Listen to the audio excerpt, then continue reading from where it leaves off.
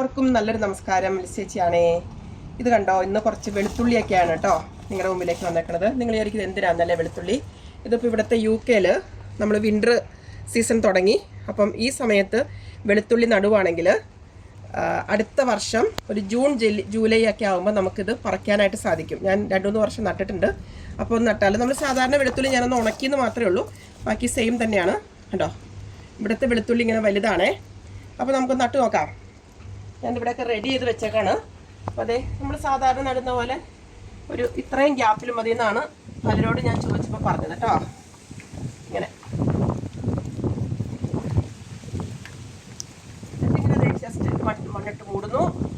അപ്പോൾ ഇത് ഇപ്പം നടന്നത് എന്തിനാന്ന് വെച്ചിട്ടുണ്ടെങ്കിൽ, ഇത് ഒരുപാട് ഫ്രീസ് ആവണതിന് മുൻപ് വെളുത്തുള്ളിയുടെ റൂട്ടൊക്കെ മണ്ണിൽ ചെല്ലാനും, അത് ഒരു ജനുവരി ഫെബ്രുവരി ഒക്കെ ആകുമ്പോഴത്തേക്കും അതിൻ്റെ ചെറിയ നാമ്പുകളൊക്കെ നമുക്ക് കാണാനും സാധിക്കും.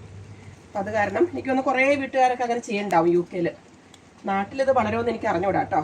അപ്പം നമുക്കത് പറിച്ചു കഴിഞ്ഞപ്പം, കഴിഞ്ഞ വർഷമൊക്കെ പറിച്ചപ്പം നല്ല മണമായിരുന്നു, നല്ല സ്വാദും നല്ല ഭംഗിയുള്ള വെളുത്തുള്ളികൾ നമുക്ക് കിട്ടി.